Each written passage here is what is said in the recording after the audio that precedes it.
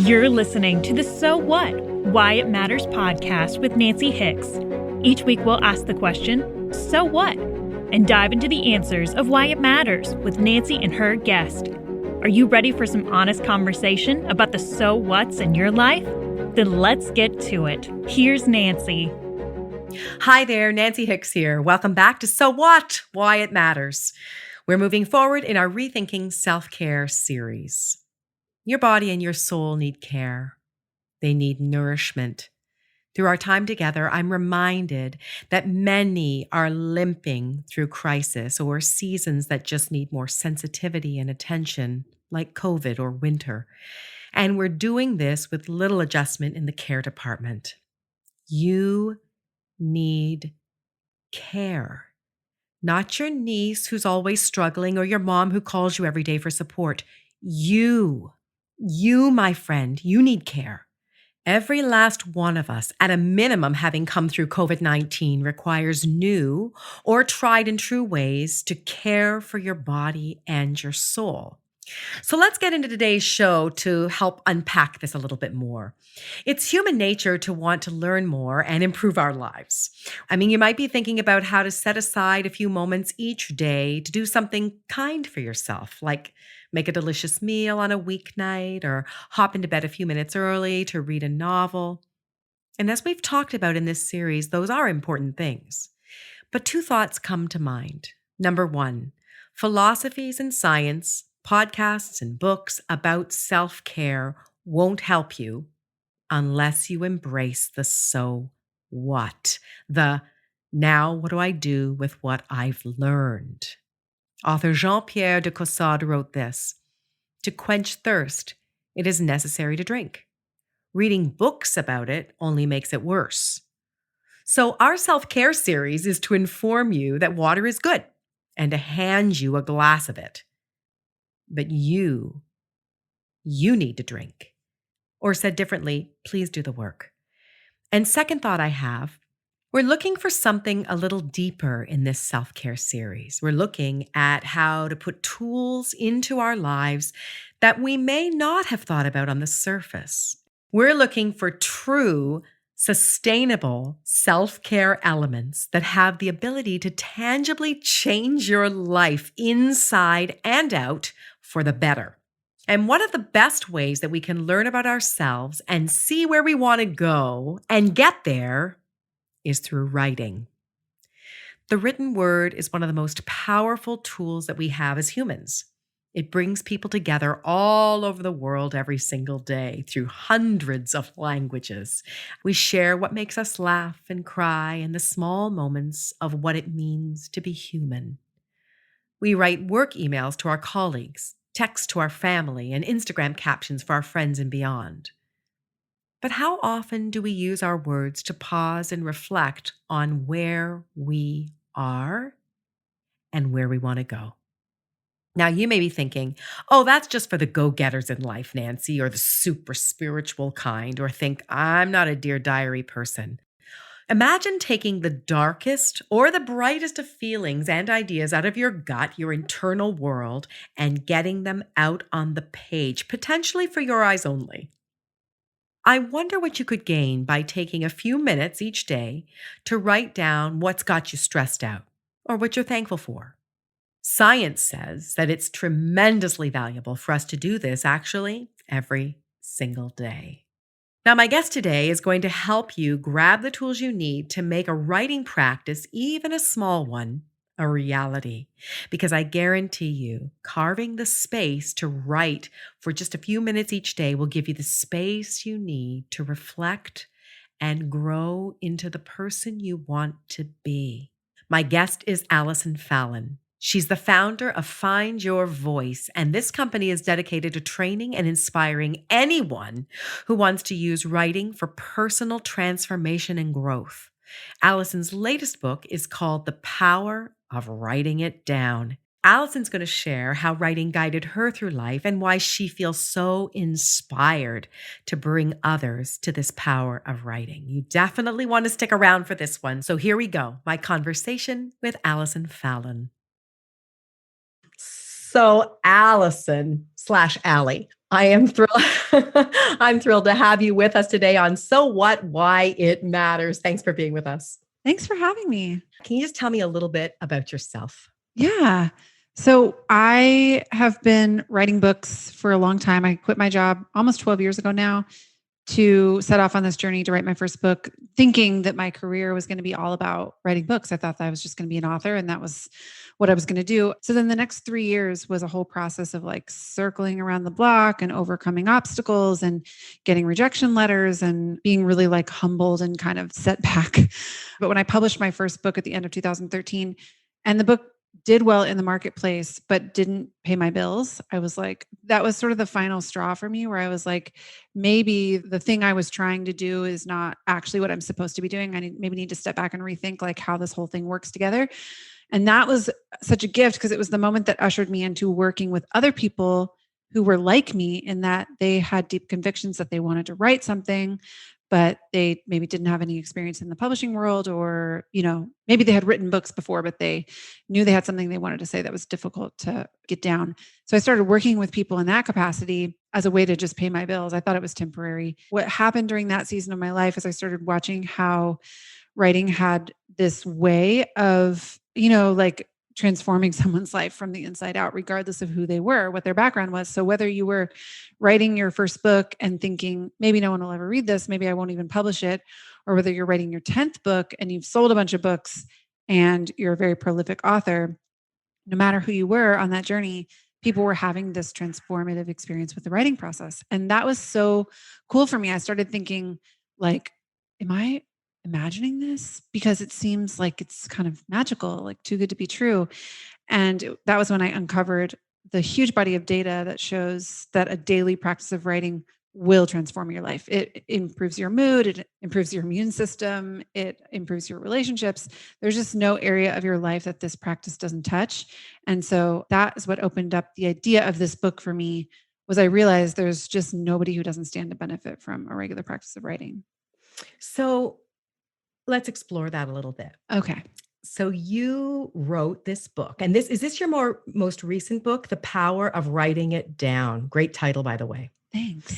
And you said that using your words, you just said it a moment ago, but I want to reiterate, using your words is one of the most powerful means you have for unlocking your life.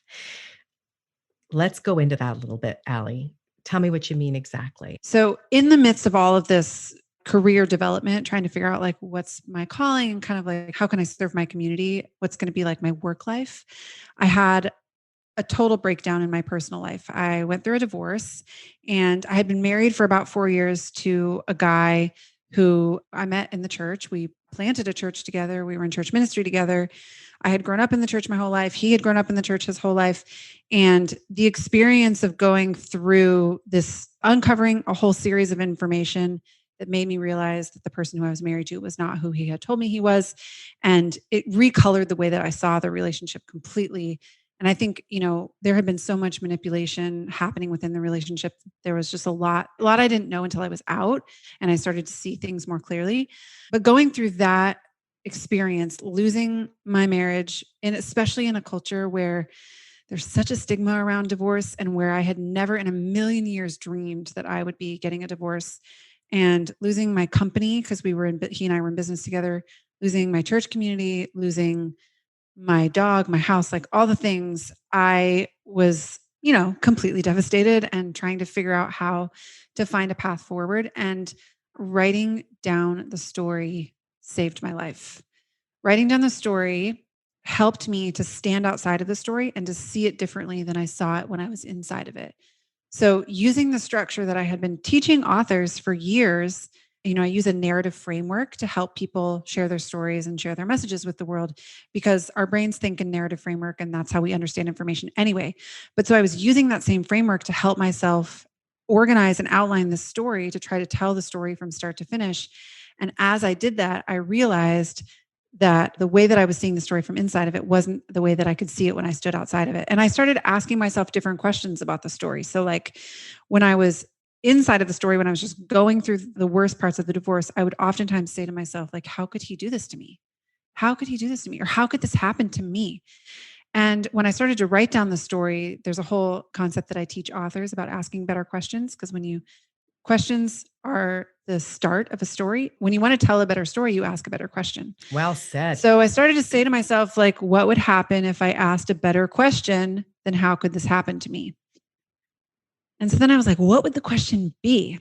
And I was like, if I think about this from a storytelling perspective, a much more interesting question that has a better story attached to it is, why would a woman marry a man she does not want to marry? And I just started to think about how I made the decision to marry this person when I really didn't want to do it. I remember on my wedding day thinking, I don't want to do this. And I did it anyway. I was a 28-year-old woman. I was not 19. I wasn't like living at my parents' house. I was a grown woman who made the decision to get married to this person, all the while having a really deep knowing that it was the wrong step for me to take. And I don't know, wrong. It wasn't that it was wrong. It was just that I felt a lot of resistance around it and I didn't know that I was ready. And I ignored that and did it anyway. And as I started to write the story from that perspective, it unlocked the story for me. And I realized how much agency I had to create a new story moving forward. So that's just the sense of sort of like getting a 30,000 foot view on your life. You're able to have a different perspective than you have when you're just sort of in the grind and the day to day.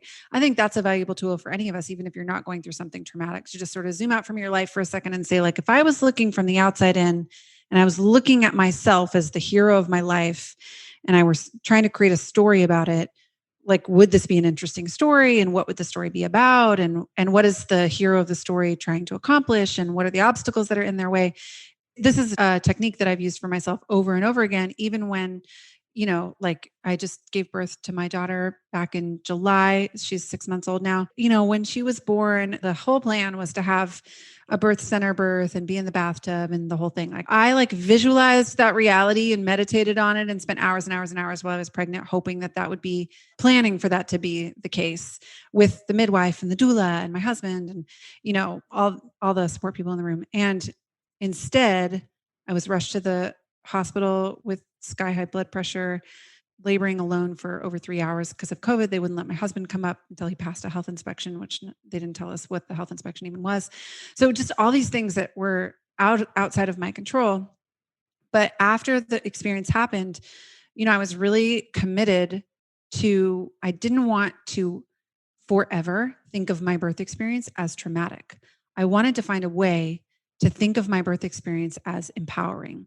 And it was hard for me because I was like, wait a second, I did everything I knew how to do and still all these circumstances were out of my control. And it did feel really traumatic to be ripped away from my support person. And it did feel really traumatic to have my daughter taken to the NICU immediately after she was born. So how can I take a perspective on this story that doesn't make me call this traumatic forever? It makes me call it empowering. And I did that through the writing practice, same sort of thing, using that narrative framework. Okay. So is the narrative framework, Allie, something that you can share with us succinctly, or is it far too big something to go into right here? Well, I can share a couple of pieces of it. Maybe a couple. Step number one, and you've sort of heard me allude to this language, is defining who the hero of the story is. So every story starts with a hero who's at the center of the story. And I think we have to decide for ourselves when it comes to our personal stories that we're going to put ourselves as the hero of the story. And this is super uncomfortable for people because people will say to me, well, that doesn't really feel right. I don't really feel like the hero. Especially if, you're listening and you identify as a Christian and maybe likely, in fact, other religious faiths. It's like, oh, I'm more comfortable with protagonist or the ingenue of the story or the leading lady of my own life or whatever you want to call it. But the hero, and, I don't want to delve into this too much, but why the hero? Well, I mean, you don't have to use the word hero if that makes you uncomfortable. But I think the biggest paradigm shift, why the hero, the short answer is because it's the only way for you to take agency over your own life. Who else could possibly be the hero of your life if it's not you? And I think this is how so many of us, and especially women, I know you don't have just women listening to the show, but especially women and women in the church, I think get in trouble is we're sort of waiting around for this man to come in and tell us like what our purpose is and tell us that we matter and make us feel like we're worthy. And so then we're sitting in the passenger seat of our own life and we're letting this dude drive the ship.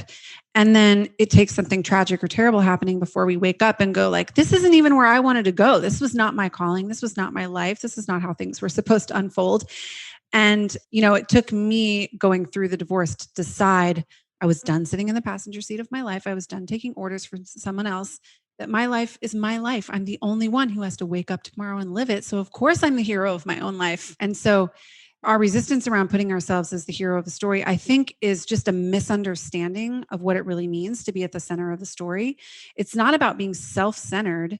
It's not about being sort of like, it's not about being narcissistic or self-centered. It's about taking ownership and agency over the cards that we've been dealt, the life that we've been given, and saying, like, think of the parable of the talents. It's just saying, like, here's what I've been given and I'm going to go and multiply it. And so that's on us. We are the absolute only people who can do that. Well said. Now translate that for me into the writing. So in your own life, in your personal experience, you said writing saved you and you have this model, but can you give me an example of what you actually physically did vis-a-vis writing and what happened? Yeah. So there are a couple different ways to approach this. One of the ways that writing helps us to transform our life is it puts us in touch with a part of our brain that we don't access on a daily basis. We're not used to accessing this part of our brain. And this is the part of our brain where our subconscious thought life lives. It's called the limbic system. So most of our life in the modern world, we live in the prefrontal cortex, but in the limbic system lives all of your previous life experiences, all of the stories you tell yourself about those experiences, all of your trauma, all of your dreams, all of the ways that you have chosen to sort of contextualize and understand the world that you live in. And it's living below your conscious thoughts. So you are not aware of it on a daily basis. Unless you do conscious work to touch into it, most of us don't even recognize that that part of our brain is active or online. And so there are a variety of ways that we can touch into it, and writing is one of them.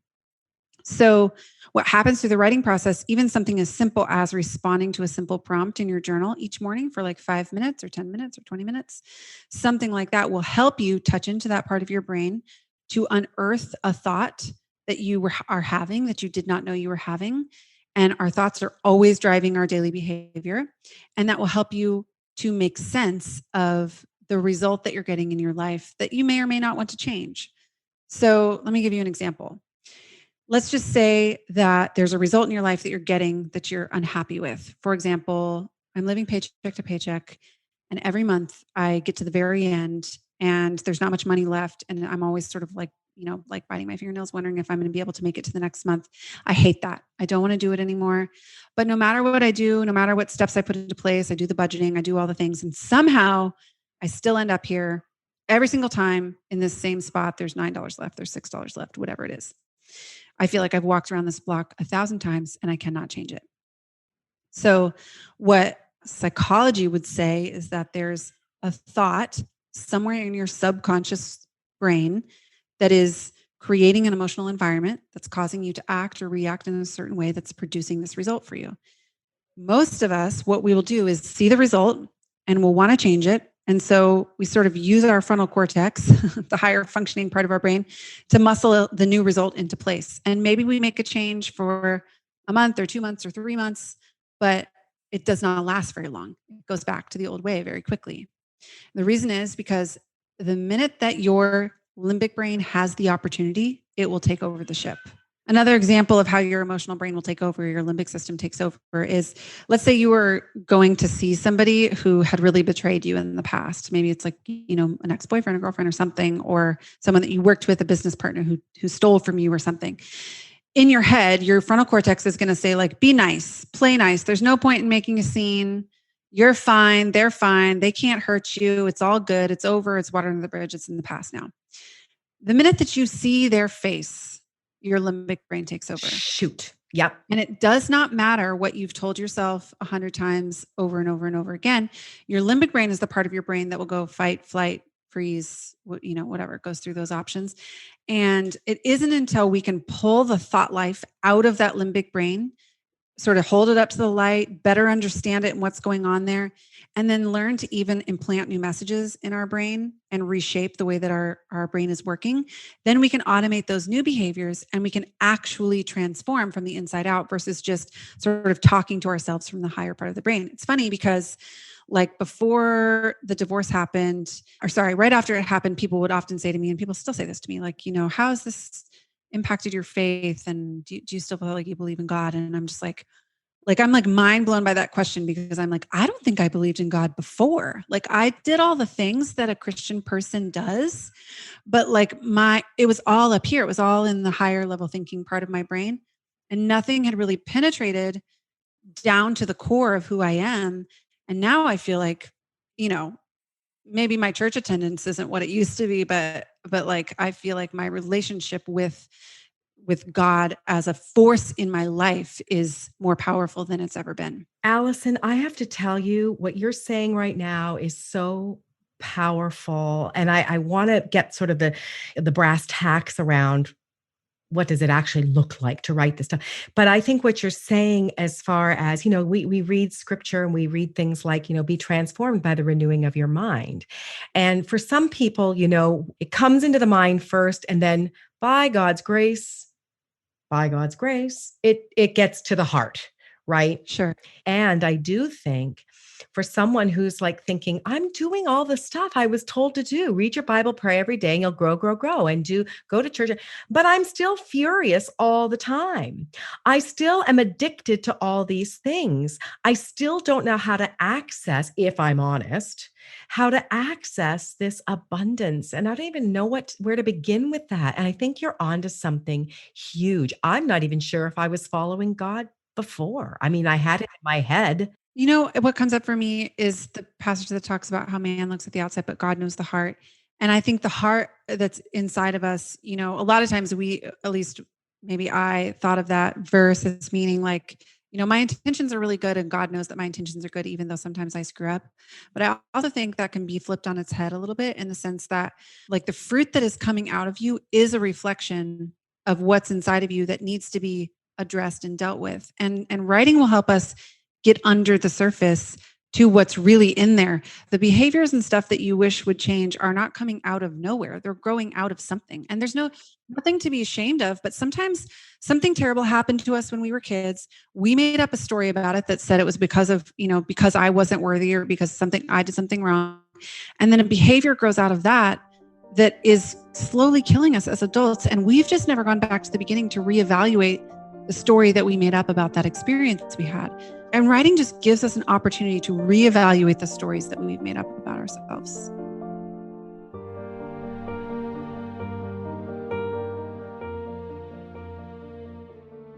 If I asked you, what do women need most? What would you say? A makeover? The perfect partner? A child? A career? I don't think so.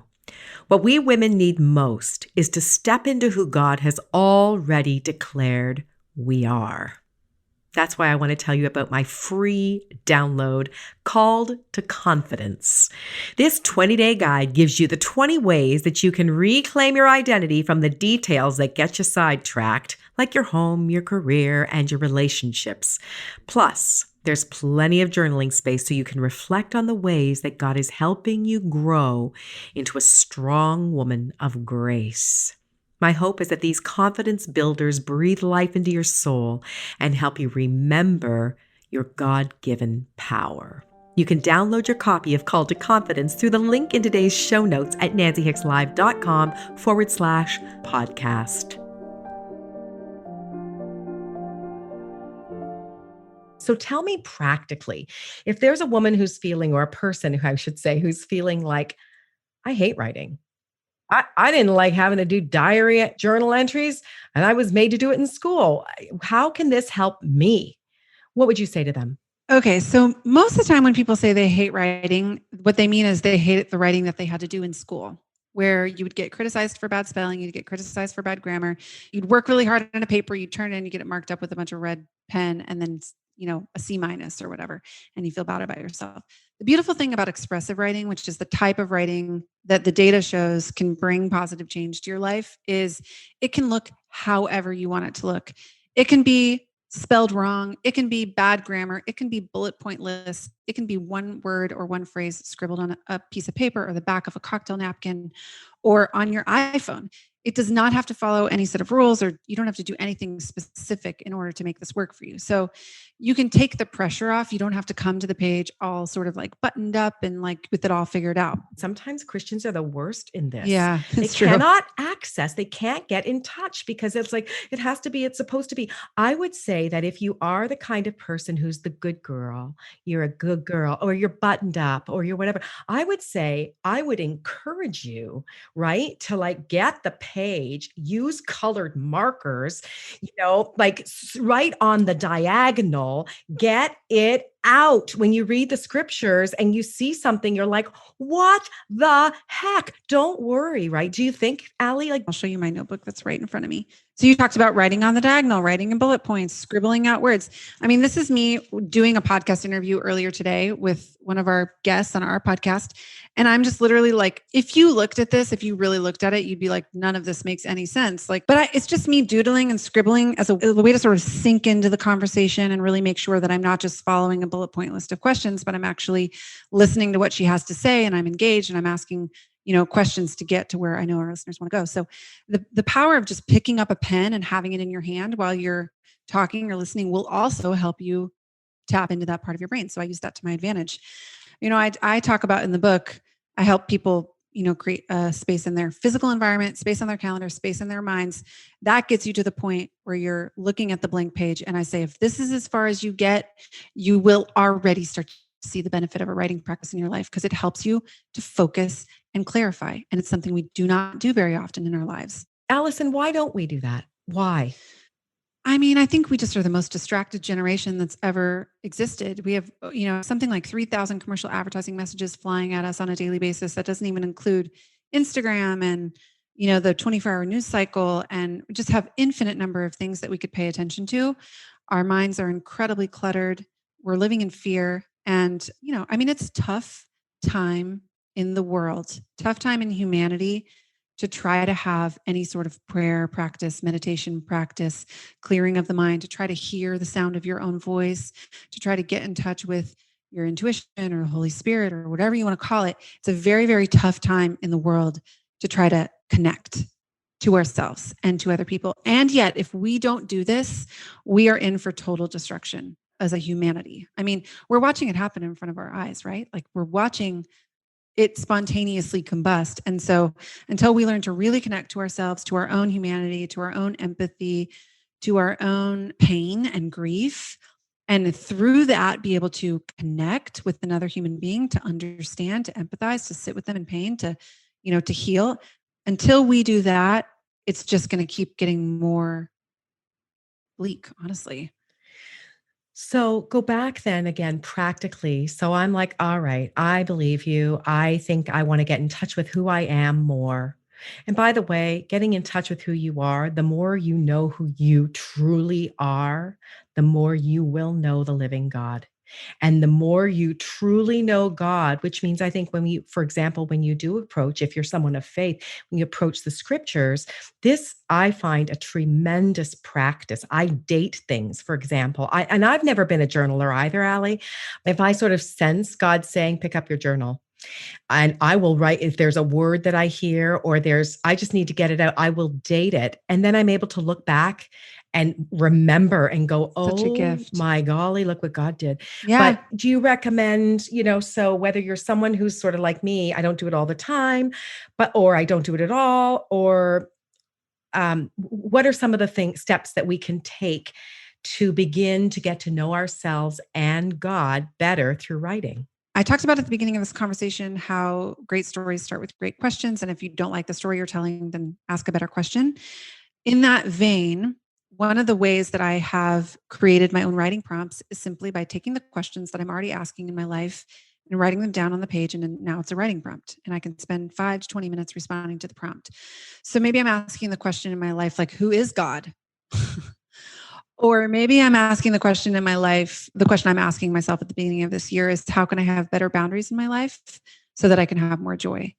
And that's a question I'm asking myself. Or maybe the question you're asking yourself is, how can I have more empathy or deepen my relationships or whatever. Or maybe you're reading the scriptures and you have a question about the scriptures. You're like, this makes no sense to me.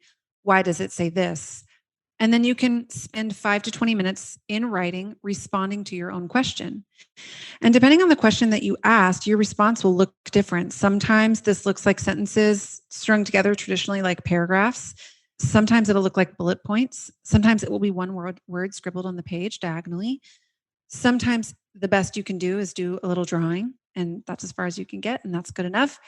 But starting with a question, and you could even come back to the same question over and over and over again, what you'll find is that you have far more wisdom buried inside of you than you ever realized, that you have access to a well of wisdom. You're connected to the God of the universe. So you have that wisdom inside of you that you can draw from, and you can pull the bucket of water up from the well, and you'll see it show up on the page. So many people will say to me when I get them acclimated with this practice, they'll be like, I wrote something down and then I was like, oh, I didn't even know I thought that, or I didn't even know I knew that. And that's what writing will do, is it will put you in touch with things you didn't even know you thought, or you didn't even know you knew.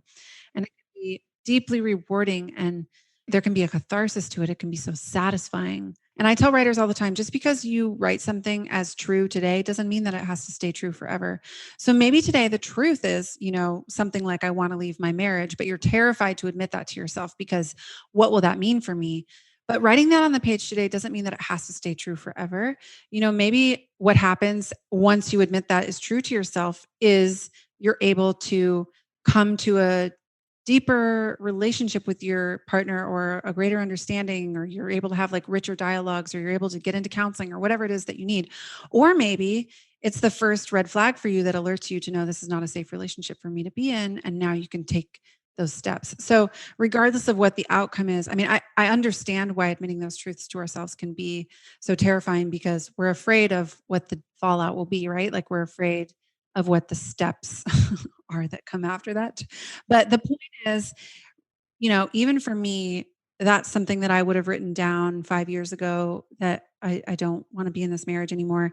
And I'm not in the same marriage with the same person, but I am married now with a 6-month-old daughter. And I'm in a marriage that is the marriage I always hoped and dreamed to be in. I'm in a marriage where I feel very supported and taken care of and loved, and that's mutual. And we have such a lovely partnership, and it's a whole different experience. So the fact that that was true for me at that time, it did not have to stay true. And the only way for us to get out of the rut is to start by admitting the truth that we're terrified to admit. Oh, I think that's really, really right. I really do. And, one of the things my counselor asks often is, go away, think about, write about, what am I afraid of? What am I afraid of? And I think that's such an excellent question. What am I afraid of? And face it.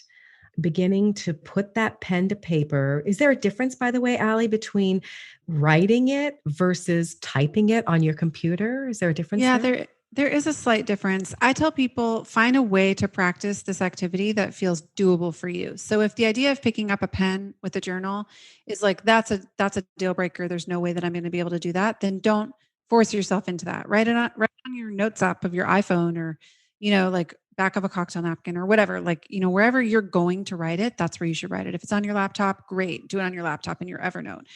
But you do get a slightly better benefit from using a physical pen and piece of paper.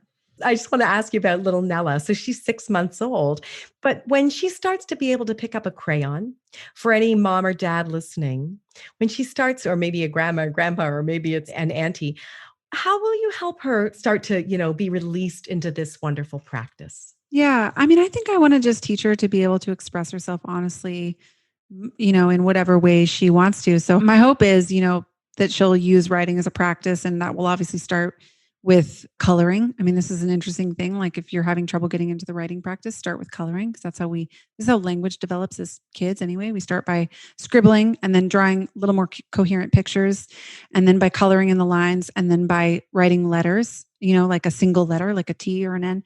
My hope is I can just give her a safe space where she feels like she can express whatever it is that's inside of her to express. I love that. So the podcast is So What, Why It Matters. So what would be your final thing? Why does this matter? And what I mean by that, Allie, is, and frankly, you can take it however you want, but really it is like, if I'm going to start today, And I'm going to take from this conversation that I'm having with you, what can I actually begin to do today? What would you say? So why it matters is because imagine that this time that we're all living through right now, we'll call it coronavirus, like the last 12 months where life has been so disrupted for us. Imagine that in 10 years from now, or 50 years, or 150 years, or whatever, people are looking back and wanting to know what this time was like for us. And imagine that they read a history book that was written by one dude who had only one perspective, only one idea of what it was like to live through coronavirus. And imagine if your take got left out. What a tragedy that would be. And, I say that sort of tongue in cheek because that is how history has been written in the past, is certain people's perspective and experience has gotten left out. And moving forward, what I think would be so powerful and transformative in the world that we're living in is if we recognized that your experience of humanity is not the whole experience. It's one sliver, but it's a sliver that is so unique that no one else in the history of humanity has ever experienced life exactly as you do. And if you don't write down your experience of it, how would we ever know? So even if it's only you who ever reads it, even if it's your children, even if it's your grandchildren, even if it's just one person 10 generations from now who happens to read a journal entry that you wrote and they feel a little more known or a little more seen or a little more understood or a little more connected to their heritage because they read something that you wrote, then it's worth it. So, I think it's a justice issue for me that your voice matters. Your voice needs to be heard. We need your voice in the world. We cannot understand what it's like to be human until we understand who you are. So please don't count yourself out. Oh my goodness. I absolutely love what you're saying. I'm high-fiving you completely.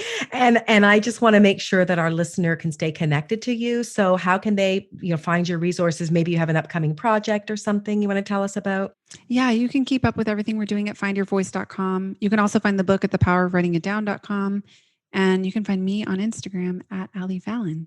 Allie Fallon, I love that you were with me today. Thank you so much for your Thank time and you. wisdom. Thank you. Thanks for having me. Allison gives us so much to think about in terms of personal reflection. We use words to communicate with the outside world, but now we know how to use words to communicate with our inside world, with our mind, our heart, and our soul. Allison's the real deal. I felt excitement and relief, frankly, when she spoke from a knowledgeable standpoint around the data showing that putting pen to paper accesses areas in your soul that you may not be currently accessing. That writing it down goes beyond what you say you think and believe to the emotions which unearth honesty and wrestles with truth to turn pseudo-beliefs into hardcore, tried and true convictions. And here's the so what moment I found when I was talking to Allison. This daily journaling or writing is not what you once knew once upon a time. It's not the same. It's not about accuracy, precision, grammar. You are not being graded.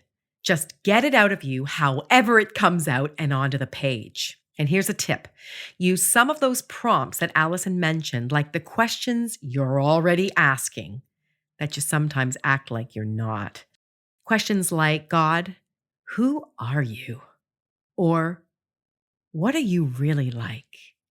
Or instead of, why is this happening to me? If you're able to allow it to drop to a deeper question like Allison did when she asked herself as a prompt, why would a woman marry a man she didn't want to marry?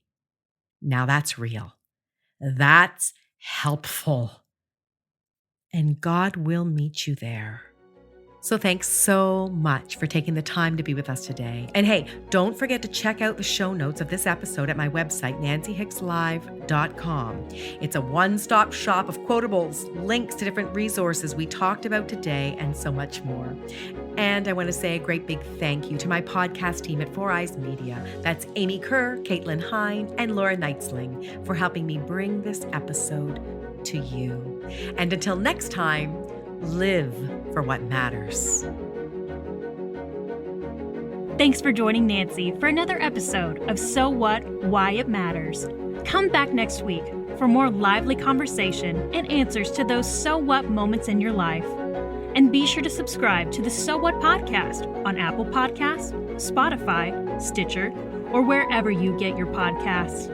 And if you like the show, please give us a review and tell us why. And if you don't, as Nancy would say, so what? Just kidding. All your reviews matter. So until next time, live for what matters.